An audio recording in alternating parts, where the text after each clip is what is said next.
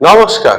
Astro জ্যোতিষ তারমা YouTube চ্যানেলে আপনাদেরকে মন থেকে স্বাগত জানাই। বৃশ্চিক রাশি, বৃশ্চিক লগ্নের সম্পূর্ণ ভিডিও এটা এবং বৃশ্চিক লগ্নের বা রাশির বিরাট কিছু রেমেডি আমি বলবো যেটা আপনাদের জীবনে বিভিন্ন বাধা, সমস্যা, বিশেষ করে অর্থের যে সমস্যা সেটা কিন্তু অনেকটাই দূর হবে। একটা বড় রেমেডি। তার আগে দেখুন রাশিচক্রের ৮ নম্বর রাশি আর এই একমাত্র রাশি ১২টা রাশিচক্রের মধ্যে এমন একটা রাশি যেটার সিম্বল হচ্ছে কাঁকড়া বিছে। সেটা ঋষিরা কয়েক হাজার বছর আগে এই সিম্বলটা দিয়েছিল। এই সিম্বলটা দেওয়ার পেছনে বিরাট কারণ আছে। সেই কারণগুলি এক এক করে জানবো আমরা। যে বৃশ্চিক রাশি ৮ নম্বর রাশি কিরকম হয়? দেখুন চন্দ্র এই রাশিতে এসে নিচস্থ হয়। নিচ হয়ে যায়। তার মানে তার শক্তিটা প্রায় হ্রাস হয়ে যায়। এইবার শক্তিটা হ্রাস হয়ে যাওয়া মানে কি? দেখুন কাঁকড়া বিছে দেখবেন ও নিজের মতো থাকতে ভালোবাসে, নিজের গর্তে আপন মনে থাকতে ভালোবাসে। আহ এবার যখন ও রাস্তা দিয়ে যাচ্ছে কাঁকড়া বিছে সমানভাবে যায় না, একটু ক্রস করে যায়। ওকে কেউ যদি ডিস্টার্ব করে ও কিন্তু তার রাস্তা সরিয়ে দেয়।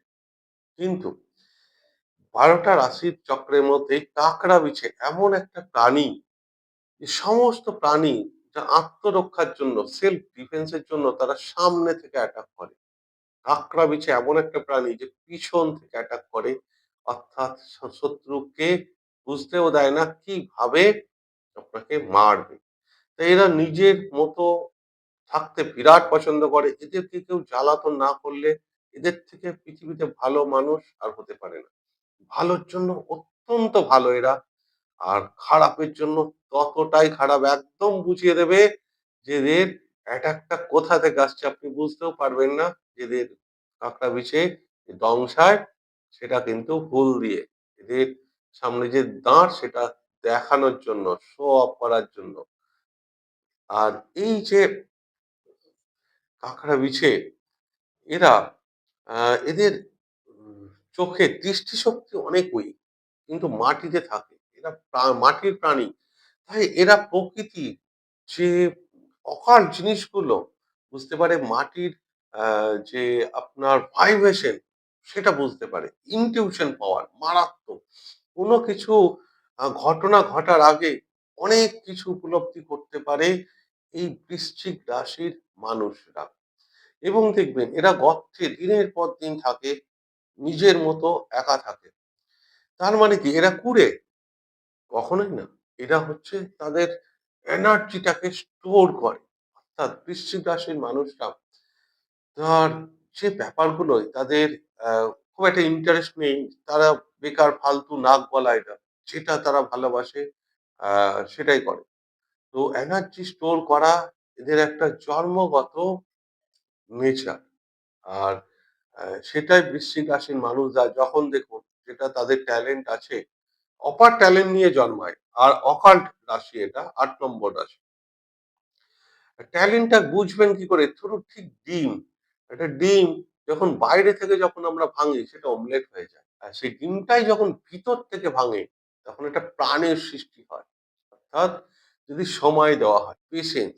আর এটা ৮ নম্বর রাশি মানে ৮ নম্বর মানেই হচ্ছে যে কালপুরুষের একটা অন্ধকার রাশি, ডিপ রিসার্চ এর রাশি, গভীর থেকে গভীরতম রাশি, যেটা এখানে কেউ কল্পনাও করতে পারবে না।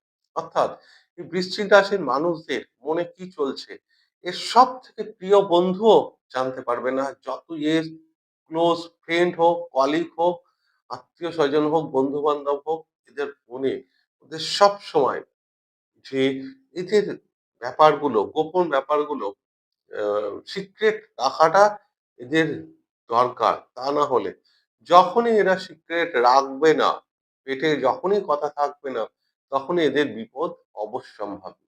দেখবেন সবথেকে বড় বন্ধুটাই পরবর্তীকালে কোনো না কোনোদিন সেই শত্রুতে পরিণত হবে। গোপন কথা, গোপন রাখা যেকোনো জিনিস জীবনের সিক্রেট এরা যত রাখতে পারবে, অর্থ, কর্ম, বিজনেস ততই কিন্তু এদের জীবনে প্রোগ্রেস, উন্নতি অবশ্যই আছে। এবার এটা পাতালের রাশি। মাটির নিচে যত মাটির নিচে যাবেন তত দেখবে তার মধ্যে থেকে সেটা রহস্য। অর্থাৎ যে সবথেকে বড় রহস্য কি? যে মৃত্যুর পর আমাদের কি হয়েছে সেটা আমরা এখনো পর্যন্ত সঠিকভাবে কেউ জানি না। হ্যাঁ, মেডিটেশন, আধ্যাত্মিকতা, স্পিরিচুয়াল এর পথে গেলে সেটা আলাদা ব্যাপার। সাধারণ মানুষদের সেটা বোঝার বাইরে। তাও এটাও সেই ডিপ রিসার্চ এর রাশি। অর্থাৎ এইখানে এরা যারা পিএইচডি করতে পারবে বা অ এই রাশির মানুষরা আ যত আ ধরুন পিএইচডি লেভেলে বা শুধু পিএইচডি না, রিসার্চ মানে তন্ত্র মন্ত্র, অ্যাস্ট্রোলজি, অকাল্ট, যেখানে যুক্তি তর্ক শেষ, যেখানে বিজ্ঞান শেষ হয়ে যায়, সেইখান থেকেই এই বৃশ্চিক রাশির মানুষরা জন্ম নেয়। এখান থেকেই শুরু হয়। যেখানে মানুষের চিন্তা ভাবনা একদম শেষ হয়ে যায়, সেখান থেকে এই রাশির মানুষরা চিন্তা শুরু করে। নতুন করে এই মহাজগতের যত কিছু অকাল্ট, যেখানে বিজ্ঞান যে ব্যাখ্যা করতে পারে না, সেখানে বৃশ্চিক রাশির মানুষরা তাদের চিন্তাভাবনা শুরু হয়। সেজন্যই বলা হয় এটা প্রচন্ড ইমোশনাল রাশি। কারণ এটা চন্দ্রে এখানে এসে নিচস্থ হয়ে যায়। এবার ব্যাপার হচ্ছে, যদি আপনার অগ্রহায়ণ মাসে জন্ম হয়, তাহলে অগ্রহায়ণ মাসে জন্ম হলে আর যদি আপনার বৃশ্চিক রাশি হয়, দেখবেন আপনার অমাবস্যার আশেপাশে জন্ম। অমাবস্যার আশেপাশে জন্ম। সেক্ষেত্রে আপনার যে দুটো নেগেটিভ হয় এখানে, মানসিক ডিপ্রেশন, এনজাইটি, এই ব্যাপারগুলো মনের মধ্যে কোনো একটা জিনিস, ফোবিয়া, বাবা-মার মধ্যে রিলেশন, ছোটবেলা থেকেই পারিবারিক একটা অশান্তির মধ্যে বড় হওয়া, এই ব্যাপারগুলো কিন্তু এখানে লক্ষ্য করা যায়। এদের একটা বিরাট রেমেডি হচ্ছে পূর্ণ চন্দ্র, যখন পূর্ণিমার চন্দ্র খোলা আকাশের নিচে ছাদে গিয়ে মাঠে সেটাকে উপভোগ করা ১০-১৫ মিনিট, সেই পূর্ণিমার চাঁদটাকে, যেটা আমরা সান যে আমরা সেই পূর্ণিমার চাঁদের আলোটাকে নেওয়া, উপভোগ করা ভীষণভাবে দরকার।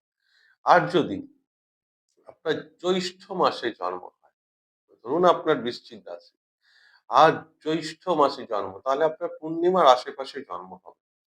এখন পূর্ণিমার আশেপাশে জন্ম হলে দুটো ভীষণ পজিটিভ, একটা মনোরমা পত্নী লাভ, বিদেশে ভাগ্যোন্নতি, এই ব্যাপারগুলো, ব্যবসায় যারা বিজনেস করতে পারে ভীষণভাবে সাকসেস হতে পারে এই ক্ষেত্রে, জীবন সাথীর বিরাট সাহায্য লাভ। কিন্তু এখানে দুটো নেগেটিভ আছে, সেটা হচ্ছে ইগো। যদি একবার আপনার মনের মধ্যে ইগো জন্মায় জীবন, তাহলে বিবাহিত জীবন, সাংসারিক জীবনে বিরাট সমস্যা ক্রিয়েট হয়ে যেতে পারে। ব্যবসার ক্ষেত্রেও বিরাট সমস্যার ক্রিয়েট হতে পারে।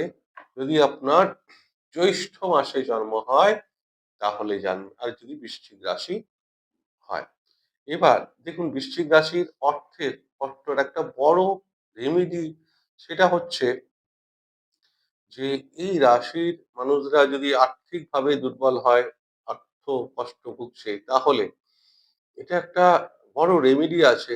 সেটা হচ্ছে যে আপনি শনি, মঙ্গলবার বা পূর্ণিমা, অমাবস্যা, একাদশী, এছাড়াও যদি পুষ্য নক্ষত্র হয়, এই দিনগুলোতে নৌকা থেকে জল তুলতে হবে। এবার ব্যাপারটা হচ্ছে, নৌকা থেকে জল মানে নৌকায় বসে নদী থেকে জল না, নৌকার ভিতরেই জল থাকে। নৌকার ভেতরে ফুটো থাকে, সেখান থেকে দেখবেন নিচে জল সঞ্চয় হয়। যখন সেই জল অনেক বেড়ে যায়, তখন মাঝিরা ওটা ছেঁচে ফেলে দেয়।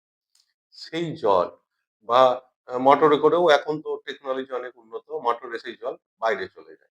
নৌকার নিচে ভিতরে থাকা যে জল, সেই জল শনি, মঙ্গলবার, অমাবস্যা, পূর্ণিমা, একাদশীতে, পুষ্যা নক্ষত্রে তামার ঘটিতে কিংবা তো নতুন পাত্রে প্লাস্টিকের কৌটোতেও নিতে পারেন। এনে বাড়িতে এনে ১ম এ নিজের উপর ছেটাবেন। তারপর গোটা বাড়ির চারিদিকে, চার কোণে, গোটা বাড়ির সব জায়গায় ছিটিয়ে বাকি জলটুকু একটা পাত্রে, সেটা ঠাকুর ঘরে, যেখানে পুজো হয়, ঠাকুরের মন্দির আছে, সেখানে স্টোর করে রেখে দেবেন। এটা একটা বিরাট রেমেডি। কারণ দেখবেন এটা ঋষি-মুনি ঋষিরা কয়েক হাজার বছর আগে এই রেমেডি বলে গেছে, এবং এটা বহুজন উপকৃত হয়েছে বৃশ্চিক রাশি লগ্নের মানুষ। এটা হচ্ছে জলীয় রাশি বৃশ্চিক রাশি। এটা স্থির রাশি, জল কিন্তু স্থির, প্রবাহমান জল নয় কিন্তু। হুম? আর এটা মঙ্গলের ৮ নম্বর রাশি। মঙ্গলের ২ টো রাশি। একটা হচ্ছে মেষ রাশি, সে ডিরেক্ট অ্যাটাক করবে সামনে। কিন্তু এই বৃশ্চিক রাশি সরাসরি আপনাকে অ্যাটাক করবে না। এটা রিসার্চের রাশি। এরা নিজে থেকে কাউকে কোন রকম ডিস্টার্ব করে না। হ্যাঁ, কিছুটা বললাম ইমোশনাল রাশি। এটাকে এই রাশির মানুষদের একটা নেগেটিভ জায়গা হচ্ছে এদেরকে সাইলেন্ট লাভারও বলতে পারি। অর্থাৎ অনেক সময় চন্দ্র পীড়িত হলে এদের যে নিজের ভেতরের মনের ভাব সেটা কিন্তু প্রকাশ করতে খুব সমস্যা হয়। তার ফলে টিন এজে যদি কাউকে এরা ভালোবাসে সেটা এক্সপ্রেস করতে পারে না, মনের ভাবটাকে বোঝাতে পারে না। ভালোবাসা আধুরাই থেকে যায়। অনেক ক্ষেত্রে রিলেশনশিপে নিজের মনের কথাটা প্রকাশ করতে পারে না, বোঝাতে পারে না, এক্সপ্রেস করতে পারে না। তার ফলে বিবাহিত জীবনেও বিরাট একটা সমস্যা আছে এবং রিলেশনশিপে বিরাট একটা সমস্যা এদের মধ্যে আসে। এদের ভাগ্যই চন্দ্র নিজে যদি বৃশ্চিক লগ্ন হয় আপনার, আর এদের কর্ম সেই সূর্য, যে সূর্য তেজ প্রতাপ ইহর কারক, আত্মার কারক। এবং দেখবেন যদি আপনার জন্মছকে সূর্য দুটো জিনিস, একটা হচ্ছে আত্মকারক গ্রহ আর বর্গোত্তম হয়, তাহলে আপনার জীবনে উন্নতি কেউ আটকাতে পারবে না, গ্যারান্টি লিখে রাখ। এবার বর্গোত্তম আত্মকারক বুঝবেন কি করে? বর্গোত্তম দেখবেন খুব সহজ। বর্গোত্তম মানে হচ্ছে প্রত্যেকটা বর্গে উত্তম, অর্থাৎ ডিভিশনাল চার্টেও সে সেম রাশিতে বসে থাকে। যেমন D1 চার্টেও যে রাশিতে বসে আছে পরের রাশিতেও সে একই রাশিতে, পরের চার্টেও একই রাশিতে বসে আছে ডিভিশনাল চার্ট। আর আত্মকারক, সূর্য আত্মার কারক। আর আত্মকারক গ্রহ হচ্ছে যে হাইয়েস্ট প্ল্যানেট অফ ডিগ্রি, সব থেকে বেশি ডিগ্রিতে যে গ্রহ বসে থাকে সেটা হচ্ছে আত্মকারক। যদি বৃশ্চিক রাশি বৃশ্চিক লগ্নের মানুষদের সূর্য আত্মকারক হয়ে যায়, তাহলে এদের self respect, self image, attention মারাত্মক হয়ে দাঁড়ায়। টাকা পয়সার ঊর্ধ্বেও কোনো যদি জিনিস মানুষের থেকে থাকে সেটা হচ্ছে আত্মসম্মান। কারণ পাবলিক প্লেসে এদের যদি কেউ একবার অপমান করে দেয়, ব্যাস হয়ে গেল। তাকে কোনো না কোনোভাবে তাকে শিক্ষা দেবেই, পানিশমেন্ট দেবেই। তাই টাকা পয়সার ঊর্ধ্বেও এই যে সূর্য, সে মান সম্মান প্রতিপত্তি অর্থ যশ খ্যাতি সমস্ত কারক হচ্ছে এই সূর্য। আর সেই সূর্য বৃশ্চিক রাশির দশম পতি। হুম, তো আত্মকারক গ্রহ।